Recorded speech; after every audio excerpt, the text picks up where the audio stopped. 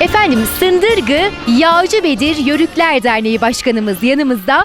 Merhabalar Sayın Başkanım, nasılsınız? Bu ne güzellik. Sağ olun, Allah razı olsun. Siz de hoş geldiniz toyumuza. Çok teşekkür ediyoruz. Sefalar bulduk. Hem şölenimize katıldınız hem de burada gördüğümüz bu güzel süsleri yaptınız. Kültürümüzü tanıtıyoruz. Böyle yörük bebeklerimizi yapıyoruz. Hem ekmeğimizi yapıyorlar, hamurumuzu açıyorlar. Burada da yörüklerimizin yaşantılarını sürdürdüğü yörük çadırlarımızı yapıyoruz. Bunları yapıyoruz. İşte göveçte yemeklerini pişiriyorlar, odundan geliyorlar. İşte şu gördüğünüz büyük çadırımızın minyatürünü yapıyoruz. Bunu Sındırgı Yağcıbedir Yörükler Derneği Başkanı olarak Fatma Yakutataş, bunu biz yapıyoruz eşimle beraber. Evde yapıyoruz. Yok bir atölyemiz. Küçücük bir odamızda bunları kültürümüzü tanıtmak amacıyla yapıyoruz.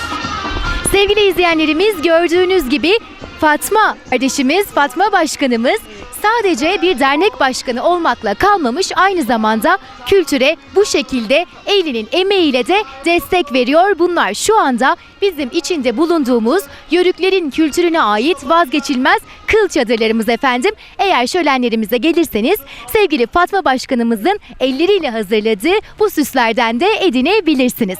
Şölenimiz nasıl gidiyor Fatma Başkanım? Biz bu şölenlerde akrabalarımızla beraber oluyoruz. Çok mutlu oluyoruz. Bizi çok sevindiriyorlar. Şölenler olmasa bir araya gelemeyiz diye düşünüyorum. Ama şölenlerde hepimiz bir araya geliyoruz. Bir topluluk, bir bütün oluyoruz. Beraber oluyoruz, birlik oluyoruz. Zaten şölenimizin mesajı da, amacı da bir olmak, bütün olmak. Çok teşekkür ediyoruz. Son olarak eklemek istedikleriniz varsa? Eşime de çok teşekkür ediyorum. Bana çok destek olduğu için.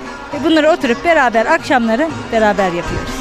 Buradan bir güzel mesaj daha vermiş olalım. Eşler efendim her zaman birlikte olsunlar, beraber olsunlar, birbirlerine yardım etsinler.